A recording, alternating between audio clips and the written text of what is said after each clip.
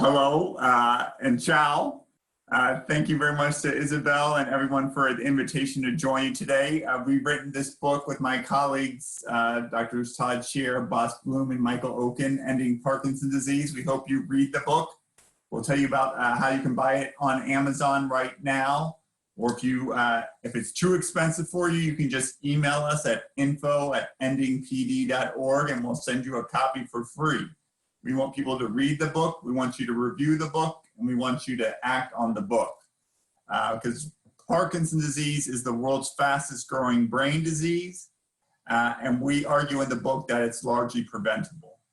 We can prevent Parkinson's disease. We can prevent people from ever developing the disease that is debilitating and burdens many of you that are listening, that will be listening, and many people who are diagnosed with the condition every day. And so we wrote this book for people like you so that you can help us rise up and take action to prevent this disease, just like we've done for polio in the past, just like we've done for HIV in the past, just like we're doing for breast cancer, and just like we're doing for COVID-19 today. So let's see if I can share my screen.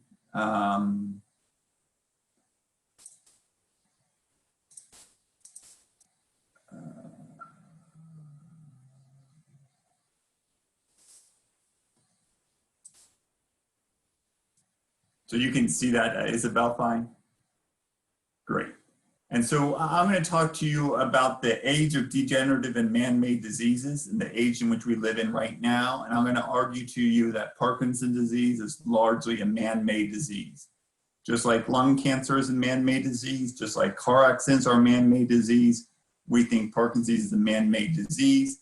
And to the extent that Parkinson's is a man-made disease, we humans can end it. We can end Parkinson's, not cure it. We can just end it. We can prevent people from ever developing the disease. Then I'm going to talk to you, and we can do that by getting rid of the causes, many of the causes of Parkinson's disease, which include certain pesticides, industrial chemicals, air pollution, and heavy metals. And I'm still getting, just hoping that people aren't waiting in the waiting room. Isabel, can you see people in the waiting room? Okay, you got it. Okay, perfect. And then I'm going to talk to you about the rise of Parkinson's disease and how we can end it, and then just give you some thanks and then take questions from all of you in as many languages as possible.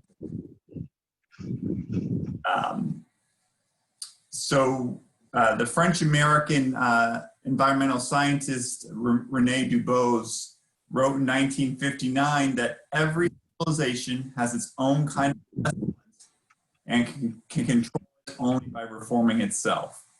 In essence, we create the diseases, societies create the diseases that plague them, whether that's COVID-19, whether that's Parkinson's disease, whether that's lung cancer, whether that's car accidents.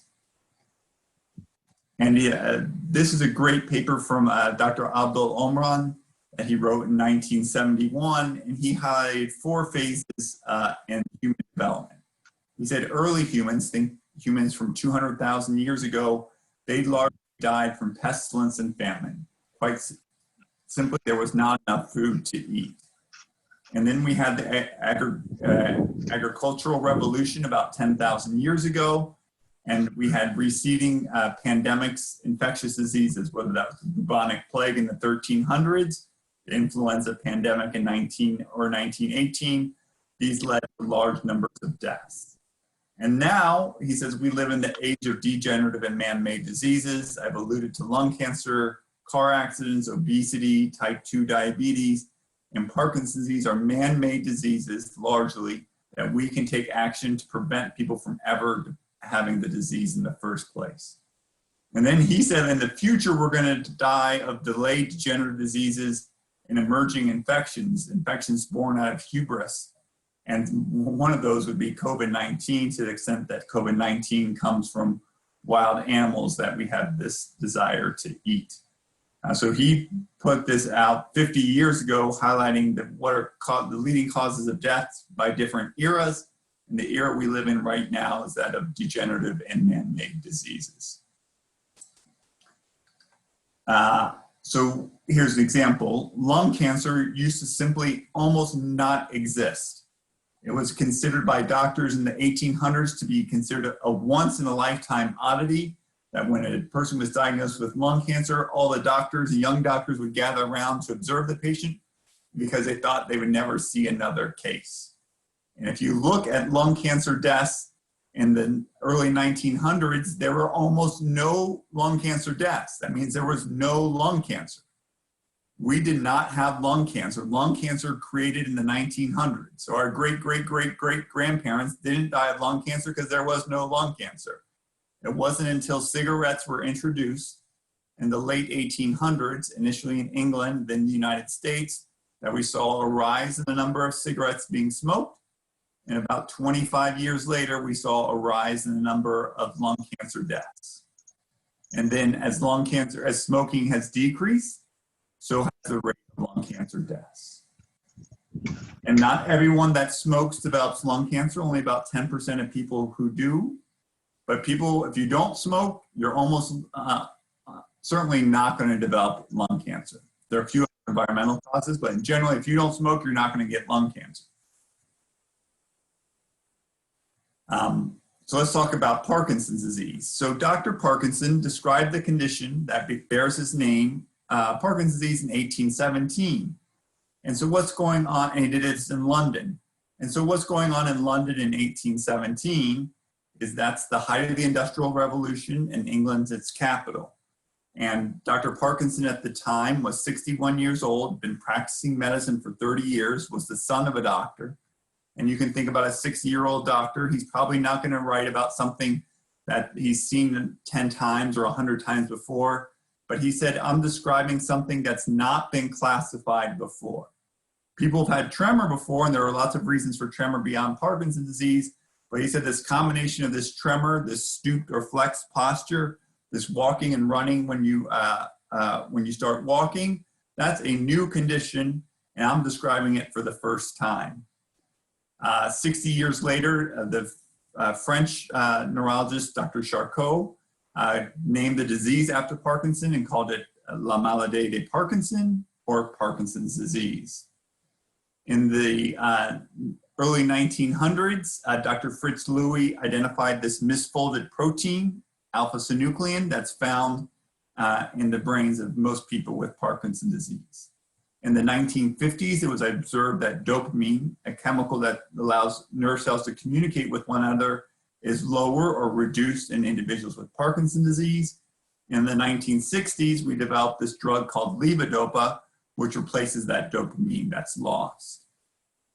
In the 1980s, a new surgical treatment was developed called deep brain stimulation that some of you have had, that's effective for certain individuals with Parkinson's disease. In 2000, the Michael J. Fox Foundation was formed and has contributed nearly $1 billion of research funding towards research related to Parkinson's disease. And in 2003, Dr. Heiko Brock, a German, Isabel will like this, a German pathologist, identified that Parkinson's disease may not begin in the brain, but may begin in the gut or in the nose, and we'll tell you why that is. And in 2017, the Global Burden of Disease produced a report on the global burden of neurological diseases. And the fastest growing of those brain diseases is not Alzheimer's disease, it's not stroke, it's Parkinson's disease. The fastest growing brain disease in the world is Parkinson's disease. In the United States, 200 people today will be diagnosed with the condition. 100 will die from the disease today, just in the United States. So this is Dr. James Parkinson's initial paper. I told you he was 61 years old, 62 years old when he wrote this. He was actually a rebel. He was arrested for trying to kill King George III. In the United States, Saturday is Independence Day, when the United States declared its independence from England. So Dr. Parkinson was accused in a plot to kill King George III, but what he's remembered for today is that he wrote this essay on the shaking palsy. And so as I alluded to, what's going on in London that would make him see this Parkinson's disease, again, the height of the Industrial Revolution, and there's air pollution everywhere. And so this is a picture of the London fog. which has little to do with weather and everything to do with air pollution. Air pollution was so bad in London that you couldn't even see across the street. You had to have these boys carry torches to let people see themselves walking on the streets. And if you look closely, the woman and her husband, presumably, and their son are all covering their face with masks, not because they're worried about influenza, but because they're worried about the air pollution that's affecting it, burns it. If you fast forward to 2020, where are the fastest rates of increase in Parkinson's disease? It's in China, which is undergoing the most rapid industrialization, and which has the fastest, among the worst quality of air in the world. And studies since then have linked air pollution to Parkinson's disease, and it's worth noting that air pollution enters in through the nose, and one of the earliest symptoms of Parkinson's disease, as many of you know, is loss of smell. And so I told you Parkinson's disease is the fastest growing brain disease in the world. Over the last 25 years, the number of people with Parkinson's disease has more than doubled to now over 6 million people, and that's a conservative number. In the US, we think the number of people with Parkinson's disease exceeds 1 million. It's likely 1.1 million. And while we speak today, that number will increase by about 4. And if we don't do anything, if the people listening here and if I don't do anything, the number of people with Parkinson's disease will double again in the coming 25 years. If we don't take action, the number of people with Parkinson's disease will double in the coming 25 years, and that will be our legacy. Our challenge to you, my challenge to you and to myself, is to prevent that from happening. We should prevent people from ever developing Parkinson's disease so they and their spouses and their family members are not burdened with this disease, which we can control and end to a large extent. So many of you know about the symptoms of Parkinson's disease, the classic tremor that Dr. Parkinson described, the stooped posture, the shuffling gait. But I want to tell you about some of the other symptoms of Parkinson's disease that begin before those motor features. So 20, 30 years before people develop the tremor, they develop anosmia, which just means loss of smell. And many of you have developed loss of smell. They develop constipation also early in the course. It's worth noting that the chemicals that I'm going to talk about, air pollution, heavy metals, which are attached to these small particles in the air, pesticides, which are either inhaled if you work with them or consumed by what you drink or what you eat and therefore go to the gut, or another chemical called trichloroethylene, which contaminates groundwater in the United States and around the world. All those enter either through the nose and the gut, and the earliest symptoms of Parkinson's disease are loss of smell and constipation. So the same places where these chemicals enter are the same places where the earliest symptoms of the disease are found. And then you can see that the symptoms of Parkinson's disease, as the disease spreads, as Dr. Brock, the German pathologist, as he maps out the spread of the disease, the symptoms go with that. So after people develop tremor, or first they develop sleep disorders, and then tremor, and then memory difficulties, and then hallucinations, all that maps out in general with the spread of the disease throughout the body and then throughout the brain. And this is just a map of air pollution around the world. And you can see that before the early 1800s, there was no air pollution. So there was no air pollution. And until the Industrial Revolution happened, and then we saw an increase in air pollution, first in Europe, and then in North America, and then in Asia, and last in Africa. And if you look at the map of the world of Parkinson's disease, where the rates of Parkinson's disease are the highest, they're the highest in Europe and in North America. Where are they increasing the most? They're increasing the most in Asia. And where are they currently the lowest? In Africa, sub-Saharan Africa.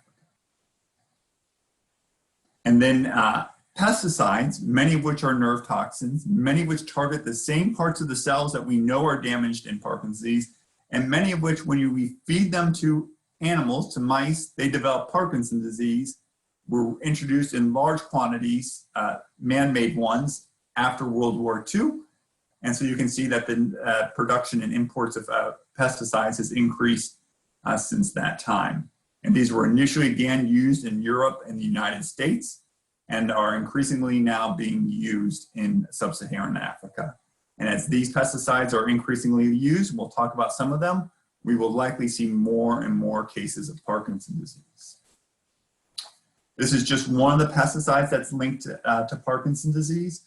Numerous studies conducted by numerous investigators around the world, Canada, United States, England, Italy, France, have all found that certain pesticides increase the risk of Parkinson's disease, and they don't increase the risk by 5% or 10%. It's between 50 to 150, in some cases 250% increased risk of Parkinson's disease among people exposed to these pesticides. Perhaps the worst of these offending pesticides is a pesticide called paraquat. It's considered the most toxic herbicide ever created. It was created in the 1950s, so think about that. How many of you drive a car or fly an airplane from the 1950s? Not many of you, because there are safer alternatives. For some reason, we still use pesticides from the 1950s, even though there are safer alternatives. This pesticide has been used to commit suicide. It's been used to commit homicide. 32 countries, including China, have banned it because it's so toxic, but the United States has not. 32 countries have banned paraquat, but the United States has not. In fact, use of paraquat in the United States has doubled over the last 10 years. And as you can see that, I know this is being hosted by Isabel in Tennessee. And so you can see here in Tennessee, I don't know if you can see my arrow, but here's Tennessee, and you can see Tennessee is covered with paraquat. And this is just one pesticide linked to Parkinson's disease. There's another chemical called trichloroethylene. It's an industrial solvent. It's estimating that in England, 8% of workers have used this chemical. It's used in dry cleaners. It's used by mechanics because it removes away grease very easily. It's used in oil processing. It's used in printers. It used to be used as an anesthetic for women in pregnancy as late as the 1970s in the United States until the FDA banned it then. It's used in carpet cleaners, paint removers, stain removers, metal degreasers. It was even used to decaffeinate coffee as late as the 1970s in the United States. It's the most common groundwater contaminant in the United States. Up to 30% of groundwater in the United States is contaminated with trichloroethylene, and it's found in the air. And if all right with you, I'm going to read you a little bit of the book, Ending Parkinson's Disease, and tell you about Danny Fromm. So in 1988, Danny Fromm was a typical Southern California teenager who enjoyed working on cars, especially his red 1972 Chevy Nova with a black top. He paid $1,300 for it, money he had saved from working as a gas station attendant at the local Unocal 76. Fromm and his buddies replaced the car's engine, which made it really awesome and really fast, you recall. The car gave the 17-year-old the freedom that he craved, freedom to do what he wanted, when he wanted, freedom that he no longer has. Straight out of high school, Fromm began working in the aerospace industry, cleaning circuit boards with the solvent trichloroethylene, or TCE. Never warned of any risk or provided with protective gear, he inhaled the sweet-smelling chemical and exposed his skin to it for 8 hours a day over the course of a decade. When Fromm was 35, he noticed that his right pinky kept twitching. Stress, his first doctor said, and recommended a little wine. His second doctor gave him a much different diagnosis, Parkinson's disease. After Fromm started levodopa, his symptoms did improve, but after 5 years, he developed involuntary movements of his head and neck and trunk, a common side effect of the medication. To control those movements and improve his Parkinson's, he underwent a surgery called deep brain stimulation. As the name suggests, wire electrodes were inserted into his brain and connected to a battery-powered stimulator positioned just under the skin in his chest. The surgery alleviated some of his symptoms, including his tremor, but was far from a cure. Fromm is now 48 years old. I'll show you a picture of him right now. He lives with in Idaho with his wife and his 6-year-old son, Logan. You can see his son there. He has 2 older sons who live nearby with their mother. In the morning, Fromm has trouble walking. He has what he calls a hardcore shuffle. So he takes his medication immediately after he wakes up, and he does leg exercises to relieve his leg stiffness. He's then able to get out of bed, shower, and dress without assistance. Each morning, he makes his son Logan's lunch and takes him to school. By the time Logan comes home, Fromm's shuffling has usually returned. Sometimes he feels embarrassed for himself and for his son. Some days are better than others, though. On a good day, he can play with Logan, mow the lawn, and even walk on trails near his home. But Fromm says the effect of his medications are hit or miss. Many days, his mobility is severely limited. He and his son spend a lot of time together. Occasionally, Logan will mimic Fromm's walk, even his shuffle, in a good-natured way. His son rarely speaks of the disease, though. Fromm says, "I better have a good relationship with Logan. He's going to have to care for me when I'm older." Fromm regrets every day that he spent at his aerospace job working with trichloroethylene, sometimes called tri or trike. While the solvent has not been proven definitively to cause Parkinson's, those who are exposed to it at work are 6 times more likely to develop the disease than those who are not. If you're working with it, Fromm says, quit your damn job and get away from it. And so he's just one of many people who are been affected by this chemical, and the harmful effects of this chemical have been known since 1932. We show in the book here, I don't know if you can see this little excerpt that says the toxicity of trichloroethylene. It's from a doctor who used to work at Chrysler Corporation in Cincinnati, Ohio. And he wrote this letter to the JAMA, the Journal of the American Medical Association, one of the biggest medical journals in the United States and in the world, highlighting the toxicity of trichloroethylene and warning against its use. He did that in 1932, before almost anyone listening to this was even born. So we continue to use this chemical, not been banned by the EPA. It contaminates over half of Superfund sites throughout the United States. Here's a map of it. It contaminates industrial sites in Europe and around the world. Use was once considered ubiquitous in the United States in the 1970s. There are contaminated sites in Tennessee, as you can see, including Eastern Tennessee. And there are, the contamination happens because people pour the TCE directly into the ground. It then percolates down through the soil, contaminates groundwater, and then migrates in underground plumes, underground rivers of TCE contaminated water, and then evaporates into people's homes or schools or workplaces and can cause Parkinson's. I live in Rochester, New York, about 300 miles east of New York City. And I found a place 15 minutes from my home. So this very much looks like my neighborhood. And it turned out that there was a contamination of TCE at this gravel pit. Again, just 15 minutes from my house. And that has contaminated this entire neighborhood. And in the book, we tell the story of a person from this neighborhood who used to run up a steep hill every day in his neighborhood until one day the person could no longer do so and was later diagnosed with Parkinson's disease. So this affects people throughout the country and throughout the world. And not only does TCE strongly linked to Parkinson's disease, increases the risk by 500%. 500%. It is also known to be a cancer-causing agent.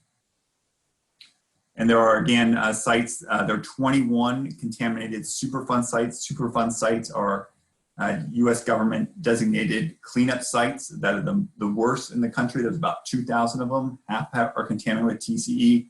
There are 21 sites in Silicon Valley, near Apple and near the headquarters of Google that are contaminated with it. And then there are sites, in Michigan, Las Vegas, Tennessee, and every part of the country.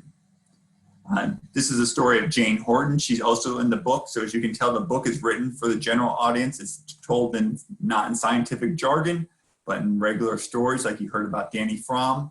Jane Horton lives across the street from Google in Silicon Valley, and Google's headquarters are on the site of a Superfund site that's contaminated with TCE from Intel and from Fairchild Semiconductor. And she found that the air inside her house was contaminated with TCE at levels far those that are considered safe. And she had a remediation system that basically takes the air from underneath her ground, pipes it up on the side of her house, and then emits it above her house. So TCE is preventable. Even where it's contaminated, you can prevent, if your house is on it, you can take just take like a radon mitigation system and take the TCE out from below your house and pipe it above. If your water is contaminated with TCE, it can be cleaned up, or you can use a filter for your water to prevent contamination. And if you're building even a new building next to it, you can just build a pad underneath your house that prevents the TCE from coming into your house. So entirely preventable likely cause of Parkinson's disease. So I told you a lot about what's causing Parkinson's disease. Now I'm going to tell you what we can do to end Parkinson's disease. In the book, we highlight the PACT to end Parkinson's disease, P-A-C-T, to end Parkinson's disease. So what can we do to prevent the disease? We can first start by banning pesticides that we know are strongly linked to Parkinson's disease, including paraquat. 100,000 people in the United States signed a petition to ban paraquat, but the Environmental Protection Agency in the United States has yet to act on that. So the United countries like England have banned paraquat, but export it to the United States, to Mexico, and to Latin America. So we allow countries to produce a pesticide that they themselves will not use, but they will give it to other countries, including the United States, to use and to contribute to the rise of Parkinson's disease. That should be unacceptable to everyone listening. We need to ban trichloroethylene. And then there are individual things that we know that likely lower the risk of Parkinson's disease. Those include exercise. So hopefully all of you know about the vigorous exercise that you should all be doing if you have Parkinson's disease, and the vigorous exercise you should be doing to prevent yourself from ever developing Parkinson's disease. A Mediterranean diet. We have the Italians, the Mediterranean diet, classic in Italy, can improve your life if you have Parkinson's disease and may even prevent you from ever developing Parkinson's disease. And then caffeine, modest amounts of caffeine, the equivalent of 1 to 4 cups of coffee a day, may be beneficial for people with the disease and may prevent individuals from ever developing Parkinson's disease. And then you need to take care of your brain and avoid head trauma and wear helmets when you bicycle, for example. We need to advocate. We need to make our voices heard. The way we stopped polio in the 1950s was a march of dimes in which Americans literally mailed in dimes, 10-cent pieces, to the White House, raised millions of dollars to enable Jonas Salk and then later Albert Sabin to develop vaccines to get rid of polio. Few of us worry about polio today. It's eradicated from the vast majority of the world because people took action like you in the 1950s and raised money to end polio. We need to do the same thing for Parkinson's disease. At the same time, the number of Americans with Parkinson's disease has increased by 35% over the last 10 years. The number of Americans has increased with Parkinson's disease has increased 35% in the last 10 years. NIH funding from the federal government, adjusted for inflation, has actually declined. I know no other disease has had a rise of 35% in the last 10 years, and NIH funding for Parkinson's disease has actually declined when adjusted for inflation. We need to make our voices heard. We need 1 million people with Parkinson's disease in the United States and 6 to 10 million people with Parkinson's disease around the world to make their voices heard so we can, 1, contain it and prevent additional people from ever developing it, and 2, develop research to develop new treatments for the disease. Next, we need to care for everyone affected. In the United States, 40% of people with Parkinson's disease don't see a neurologist of any kind within 4 years of diagnosis. So not even a Parkinson's disease specialist like me, but even a general neurologist, they don't see it. And those individuals who don't receive care from a neurologist are more likely to fracture their hip, more likely to be placed in a skilled nursing facility, and more likely to die. We now have telemedicine. I'm doing this webcast with you. I'm getting translated into Italy. Thank you very much. This is going to be broadcast around the world. We can enable people around the world to receive care from a Parkinson's disease specialist or a neurologist or other physician or nurse practitioner in the comfort of their own home. We should bring care to patients instead of asking patients to come and seek us to receive care. And finally, for those with the disease, we need to treat the condition with novel therapies. The most effective medication for Parkinson's disease, levodopa, is now 50 years old, over half a century old. We need to develop better measures of the disease so we can determine in a shorter period of time with a smaller number of individuals whether a new treatment works. We should develop gene-targeted therapies that can prevent people from developing Parkinson's disease who are at high risk for doing so, and develop new and effective therapies to reduce the burden of the disease for those that have it. So this book was written by my colleagues, Dr. Todd Scher, who's the CEO of the Michael J. Fox Foundation, Dr. Michael Oken, who's the chair of neurology at University of Florida, and my colleague, Dr. Bas Bloem, at the Netherlands, who's created this model of Parkinson's disease called Parkinson Net.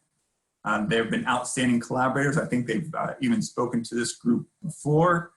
Many of my colleagues at the University of Rochester helped, and many people like Danny Fromm and Jane Horton and people with the disease shared their stories so we could bring those stories to you in this book. And this book is available for purchase at Amazon and at Barnes & Noble and at BookPal. If you don't have the financial means to purchase the book, just email us at info@endingpd.org and we'll mail you a copy. If you don't have the financial means to purchase the book, we'll mail it to you at, just send us your mailing address and send us an email at info@endingpd and we'll send one to you for free. And then if you've read the book or if you haven't bought the book, you can just buy the book on Amazon. So here's the book. It's on sale. It's only $17.89. And so you can purchase the book. If you read the book, we'd love you to write a review of the book. You just click on ratings and you click here and you say, write a customer review. You sign in with your name. And all you do is you can give a rating. Hopefully you'll give us a good rating. You can write a headline and you write your review and you click submit. It takes 2 minutes to fill out a review on Amazon. We need to get the word out. The more books we sell, the more favorable reviews we get, the more attention we'll get from mainstream media, the sooner we'll reverse the course of Parkinson's disease. If we continue to remain silent, we're going to continue to fuel the rise of Parkinson's disease. We must end our silence and stop the disease. In the 1980s, the HIV activists adopted a model of silence equals death. Because for them, if they remained silent in the absence of a federal response, individuals with HIV died. For Parkinson's disease, silence doesn't equal death. People with Parkinson's disease don't die right after they're diagnosed. They live 15 to 20 years with the disease. But for Parkinson's disease, silence equals suffering. And the longer we maintain our silence, the more people suffer with the disease and the more people will suffer for the disease. The challenge to everyone listening today is to end our silence on Parkinson's disease, to rise up and to act to end Parkinson's disease.